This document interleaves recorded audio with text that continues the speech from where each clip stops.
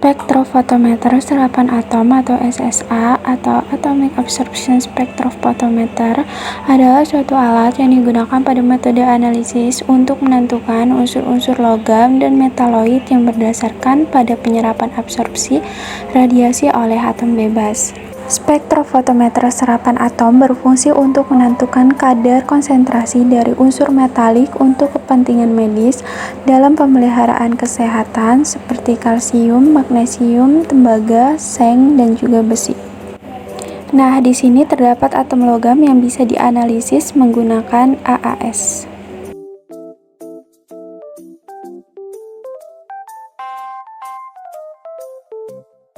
Prinsip kerja dari AAS yaitu lampu ditransmisikan untuk menentukan isi dari suatu analit dalam sampel yang diberikan itu harus dikabutkan. Atomizers paling umum digunakan saat ini adalah api dan elektrothermal atau tabung grafit atomizers. Atom kemudian harus disinari oleh radiasi optik dan sumber radiasi bisa berasal garis elemen khusus sumber radiasi atau sumber radiasi kontinu. Di sini terdapat gambar dari bagian alat AAS. Yang pertama yaitu lampu katoda. Lampu katoda berfungsi sebagai sumber cahaya untuk memberikan energi sehingga unsur logam yang akan diuji akan mudah tereksitasi. Yang kedua, tabung gas yang berisi gas asetilen dengan kisaran suhu kurang lebih 20.000. Ada juga tabung gas yang berisi AES N2O dengan yang ketiga yaitu ducting. Ducting merupakan bagian cerobong asap untuk menyedot asap atau sisa pembakaran pada AES yang langsung dihubungkan pada cerobong asap bagian luar pada atap bangunan agar asap yang dihasilkan oleh AES tidak berbahaya bagi lingkungan sekitar. Yang keempat, kompresor berfungsi untuk mensuplai kebutuhan udara pada waktu pembakaran atom. Yang kelima, burner berfungsi sebagai tempat pencampuran gas asetilen dan aquabides agar tercampur merata dan dapat terbakar pada pemantik api. Yang keenam, sumber atomisasi. Sumber atomisasi dibagi menjadi dua, yaitu sistem nyala dan sistem tanpa nyala. Yang ketujuh yaitu buangan pada AES. Yang ke-8, monokromator berfungsi untuk memisahkan radiasi yang tidak diperlukan dari spektrum radiasi lain yang dihasilkan oleh halo katode lampu. Yang ke-9, detektor berfungsi mengubah energi cahaya menjadi energi listrik yang memberikan suatu syarat listrik berhubungan dengan daya radiasi yang diserap oleh permukaan yang peka. Yang ke-10, sistem pengolah berfungsi untuk mengolah kuat arus dari detektor menjadi besaran daya serap atom transmisi yang selanjutnya diubah menjadi data dalam sistem pembacaan.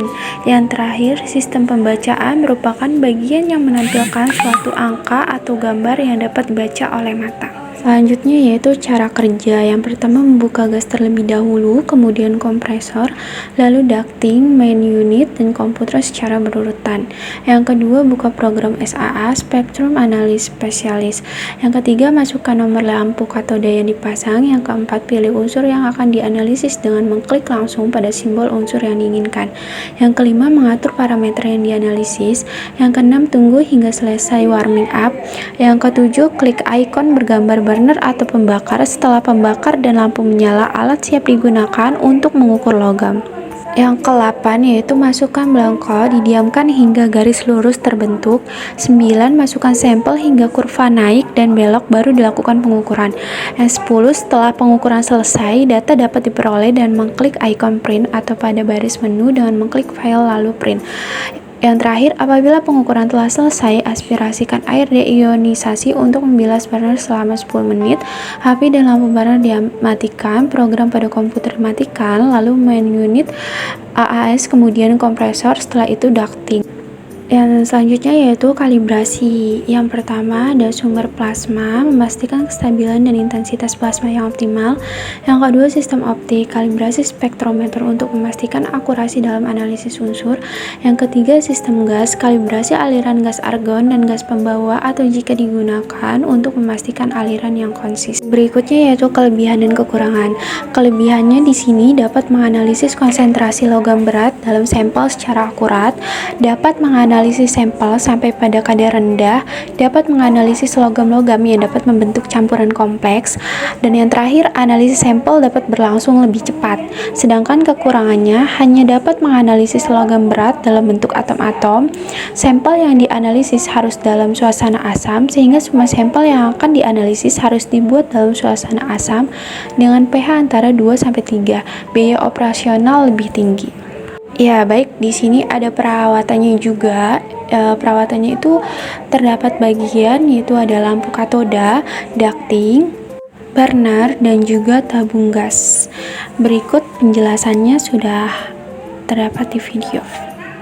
Troubleshooting alat AAS ya, interlock pada spray chamber belum terpenuhi.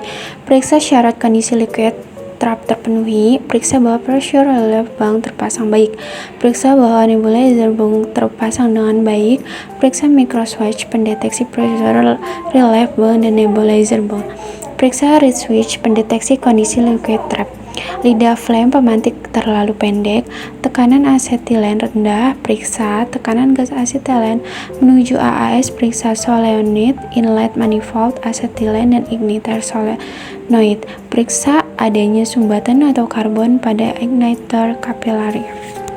Dan yang terakhir yaitu metode kurva kalibrasi.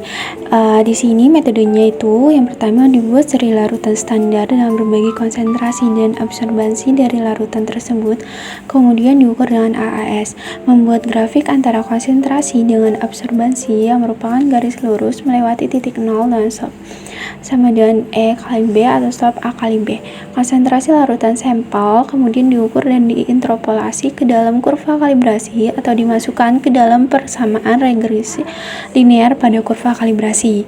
Di sini juga ada metode standar tunggal. Metode ini sangat praktis karena hanya menggunakan satu larutan standar yang telah diketahui konsentrasinya. Alat ICP adalah sebuah teknik analisis yang digunakan untuk deteksi dari trace metals dalam sampel lingkungan pada umumnya. Prinsip utama ICP adalah pengatomisasian elemen sehingga memancarkan cahaya panjang gelombang tertentu yang kemudian dapat diukur. ICP-AS memanfaatkan plasma sebagai atomisasi dan sumber eksitasi. Selanjutnya yaitu ada prinsip kerja. Pada ICP-AS, sampel dilewatkan pada plasma argon sehingga partikel-partikel elektron pada atom akan mengalami eksitasi, dan pada saat kembali ke keadaan awal akan memancarkan cahaya dengan panjang gelombang tertentu yang diproses oleh monokromator dan merubahnya menjadi satu garis spektrum, sehingga melalui detektor bisa diketahui kandungan unsur logam dan kadarnya di dalam sampel. Selanjutnya di sini ada bagian non fungsi dari alat ICP. Yang pertama, plasma. Sebuah gas terionisasi ketika obor dinyalakan medan magnet. Yang kedua, medan magnet adalah medan vektor, dapat memberikan saat gaya magnet pada muatan listrik bergerak dan pada dipol magnetik. Yang ketiga, pompa peristaltik adalah jenis pompa perpindahan positif digunakan untuk memompa berbagai cairan. Yang keempat, nebulizer berfungsi untuk mengubah cairan sampel menjadi aerosol. Yang kelima, spray chamber berfungsi untuk mentransportasikan aerosol ke plasma. Yang keenam, RF generator adalah alat yang menyediakan tegangan 700-1500 watt untuk menyalakan plasma dengan argon sebagai sumber gasnya. Yang ketujuh, kisi difraksi adalah komponen optik dengan pola yang teratur yang terbagi menjadi beberapa sinar cahaya perjalanan di arah yang berbeda, di mana ia dipisahkan menjadi komponen-komponen radiasi dalam spektrometer optik. Yang terakhir yaitu photomultiplier, merupakan sebuah tabung vakum. Selanjutnya yaitu ada cara kerja ICP. Yang pertama, sampel dimasukkan dalam sistem pengenalan, kemudian oleh sistem diubah menjadi titik-titik air kecil seperti embun. Yang kedua, obor plasma membatasi plasma dengan garis tengah sekitar 18 mm atom dan ion dalam plasma tereksitasi dan memancarkan cahaya. Yang ketiga, gas yang digunakan pada plasma adalah gas argon serta generator frekuensi radio 40,68 Hz. Atom atau ion yang tereksitasi kemudian memancarkan sinar pada panjang gelombang tertentu sesuai komposisi. Kemudian sinar dideteksi dengan sistem deteksi monokromator berurutan dengan range panjang gelombang 160-800. Spektrum dibuat dengan menggunakan komputer. Selanjutnya yaitu ada kalibrasi. Yang pertama, lampu. Penting untuk memastikan bahwa lampu atomisasi bekerja dengan baik dan menghasilkan intensitas cahaya yang cukup untuk analisis yang akurat. Yang kedua, monokromator perlu dikalibrasi untuk memastikan bahwa cahaya yang dihasilkan memiliki panjang gelombang yang tepat untuk unsur yang sedang dianalisis. Yang ketiga, pengaturan parameter instrumen. Kemudian di sini terdapat kelebihan dan kekurangan alat ICP. Yang pertama, kelebihan yaitu kemampuan mengidentifikasi dan mengukur semua elemen yang diukur dengan bersamaan.